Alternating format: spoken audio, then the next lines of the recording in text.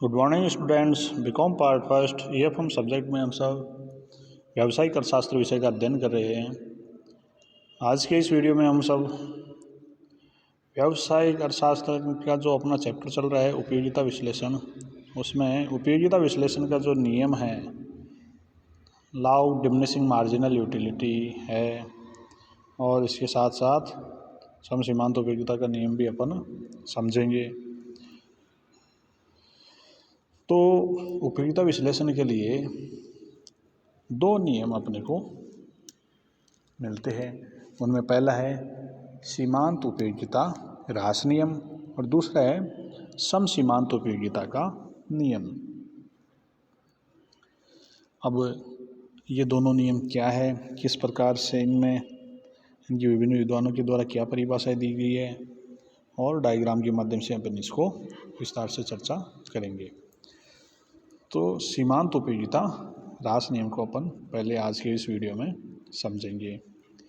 सीमांत उपयोगिता ह्रास नियम को अगर अपन साधारण भाषा में देखें, सीमांत उपयोगिता ह्रास नियम क्योंकि उपयोगिता विश्लेषण की आधारशिला है, इस नियम का हम प्रतिदिन दैनिक जीवन में हम सब अनुभव भी करते हैं।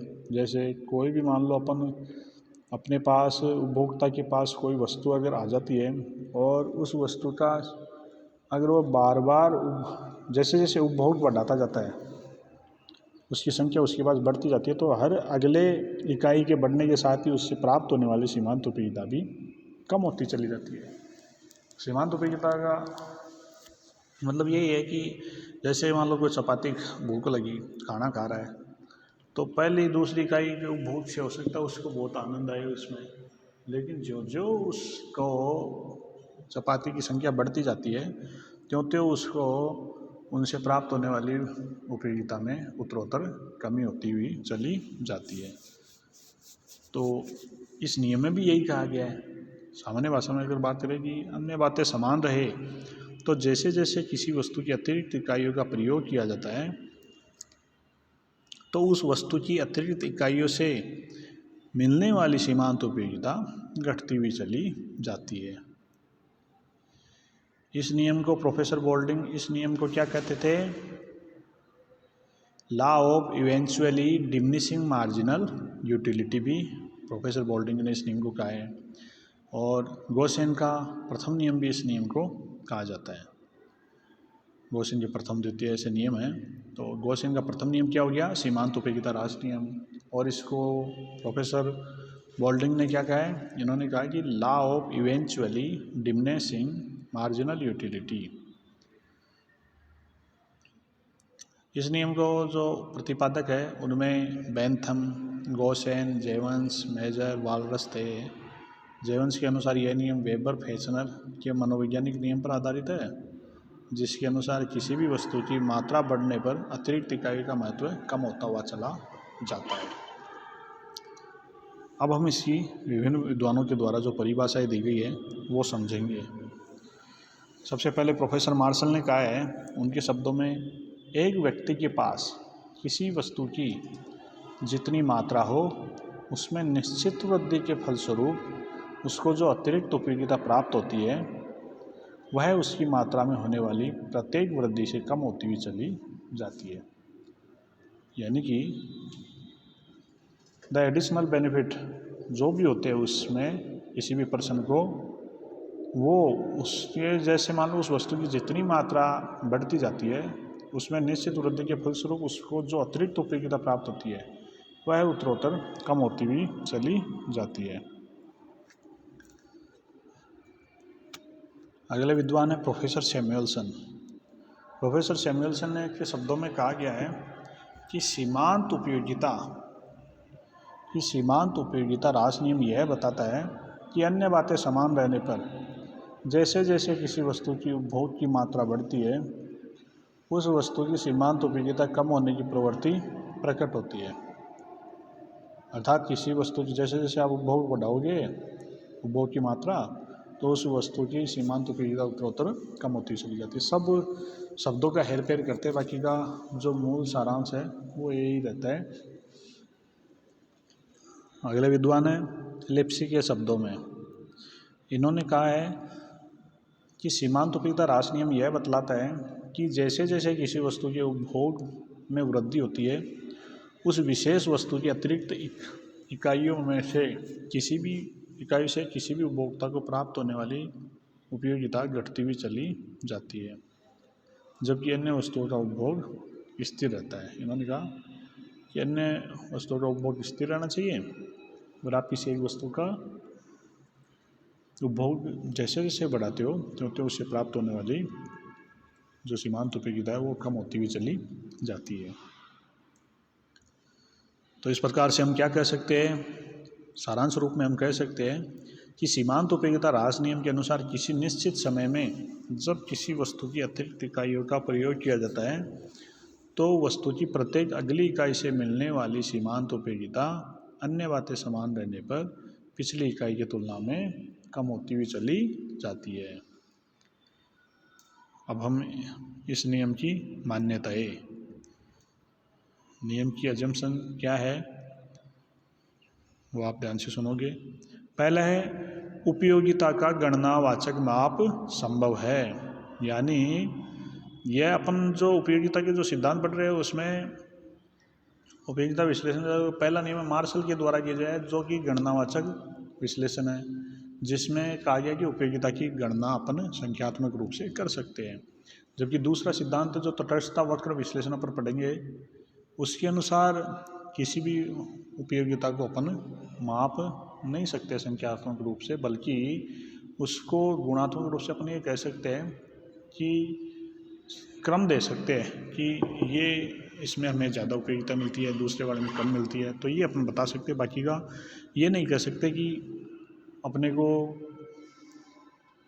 इतने आम से 10 रुपये के बराबर मिली, 10 यूटिल के बराबर मिली, दूसरी केले से 20 के बराबर मिली, तो ये नहीं होता।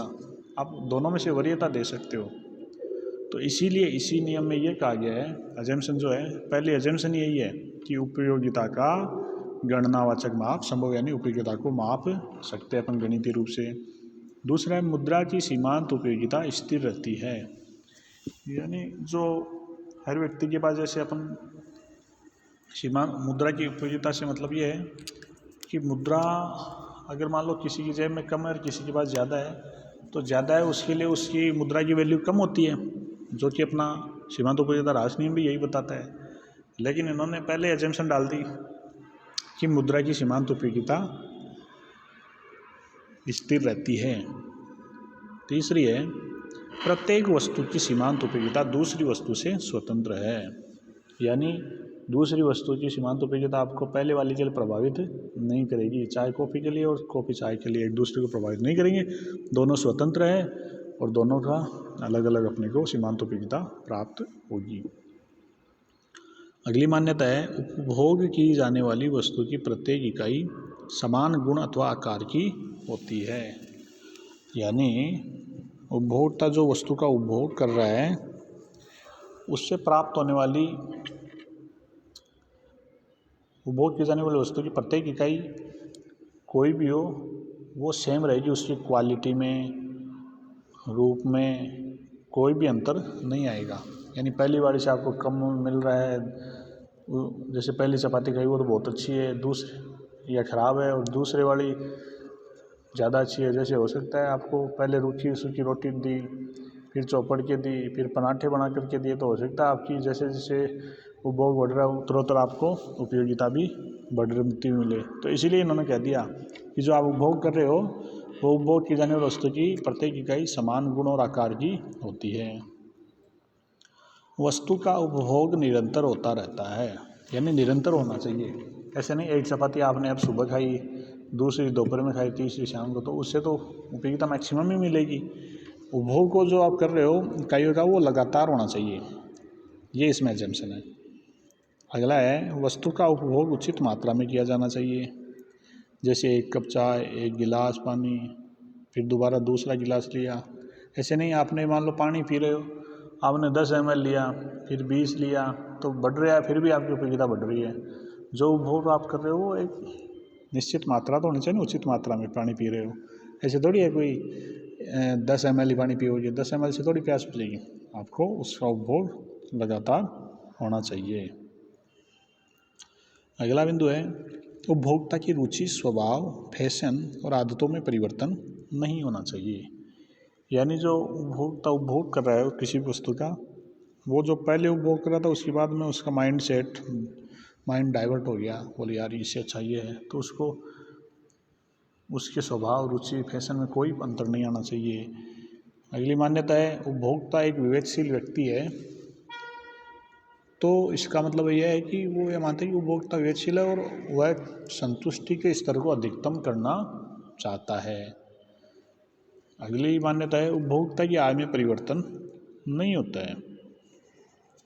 यानी जो उपभोग कर रहे हैं और निरंतर उपभोग करेंगे अपन, और उस उपभोग की जा रही वस्तु के दौरान आपके ऐसा नहीं कि आय में अचानक परिवर्तन हो गया। अचानक परिवर्तन होगा तो आप क्या सोचोगे, बोला अब तो कोई परवाह नहीं है, और भी उस वस्तु को आप खरीद सकते हो, अच्छी वस्तु भी देख सकते हो। तो अच्छा वस्तु, ये रंग रूप, डिजाइन, आपकी रुचि, स्वभाव, इनमें परिवर्तन नहीं होना चाहिए।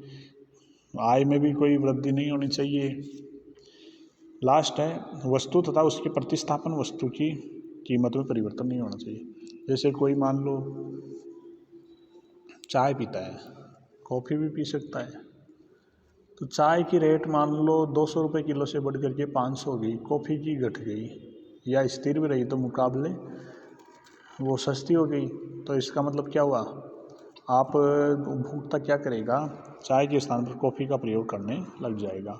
तो इसलिए जो उपयोगिता विश्लेषण सीमांत उपयोगिता ह्रास नियम इसमें पहले ही कह दिया कि प्रतिस्थापन वस्तु की कीमत में परिवर्तन नहीं होना चाहिए।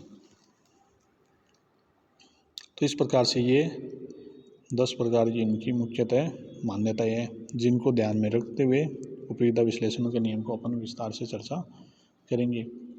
अब अपन इस नियम की जो ये घटती हुई प्राप्त होती है, इसको जैसे टेबल के रूप में रखें, तो जैसे पहली से मान लो आपको 5 के बराबर मिल रही है, दूसरी से 4, तीसरी यूनिट उपभोग कर रहे हो यूनिट से 3, 2, 1 ऐसे घटती हुई चली जाती है।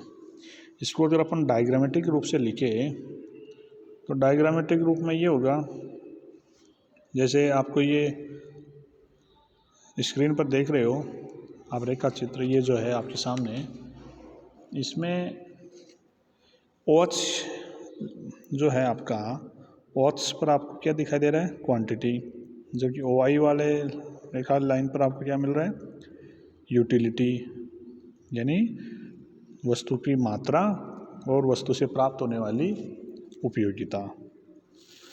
तो वस्तु की मात्रा जैसे 0 है तो आपको 0, आप कोई उपभोग नहीं कर रहे हो। अगर आप क्वांटिटी 1 यूनिट कंजप्शन करते हो तो आपको 5 के बराबर यूटिलिटी प्राप्त होती है। जब आप अगला उपभोग की मात्रा बढ़ाते हो, दूसरी इकाई का प्रयोग करते हो, तो आपसे पहले वाले में जो 5 के बराबर यूटिलिटी मिल रही थी वह घट करके 4 पर आ जाती है। इसी प्रकार से जब आप तीसरी यूनिट का उपभोग करते हो तो तीसरे से आपको 3 के बराबर यूटिलिटी प्राप्त होती है। आप और इंक्रीज करते हो उपभोग की मात्रा में, 4 करते हो तो चौथी यूनिट पर आपको और कम उपयोगिता प्राप्त होगी, 2 के बराबर, और 5वीं यूनिट पर आपको 1 के बराबर होगी। और फिर भी आपको लास्ट में आपको और बढ़ाते जाते हो तो हो सकता है आपको ऋणात्मक भी आपको देखने को मिलेगा। तो यहाँ पर वॉट्स और OI का जो ये अपन ने क्वांटिटी और यूटिलिटी का जो इनमें रिलेशन समझा, तो उसमें जो AB वक्र प्राप्त हो रहा है अपने को, AB लाइन पर आपको ये क्या है, ये आपकी यूटिलिटी का डिमिनिशिंग मतलब घटते हुए रूप में दिखा रहा है। जो जो आप उपभोग बढ़ा रहे होते आपकी उस बढ़ती हुई इकाइयों के साथ आपको यूटिलिटी कम प्राप्त होती जा रही है। और वॉट्स पर ये जो C बिंदु है, ये पॉइंट ऑफ सैचुरेशन का है, यानी 0 मार्जिनल यूटिलिटी। इस बिंदु पर आपको और उपभोग बढ़ाओगे तो 0 प्राप्त होगा, और फिर नीचे -1 भी आपको प्राप्त हो सकता है। तो इस प्रकार से हम कह सकते हैं कि जो सीमांत उपयोगिता ह्रास नियम है, इसके तहत हमने समझा था कि अन्य बातें समान रहे, यानी मान्यताओं को अपन ध्यान में रखेंगे तो जैसे जैसे किसी वस्तु की मात्रा में, उपभोग मात्रा में निश्चित वृद्धि होती है, त्यों त्यों उससे प्राप्त होने वाली उपयोगिता उस अतिरिक्त होने वाली उपभोग वृद्धि से उपयोगिता में उत्तरोत्तर कमी होती चली हुई जाती है। तो इस प्रकार से आज की इस वीडियो में हम सब ने उपयोगिता विश्लेषण का जो प्रथम नियम है, सीमांत उपयोगिता ह्रास नियम, उसको समझा। अब हम आगे के वीडियो में जो इस नियम के अपवाद है, इसके लागू होने के कारण और इस नियम के महत्व है, उनको विस्तार से चर्चा करेंगे। Thank you.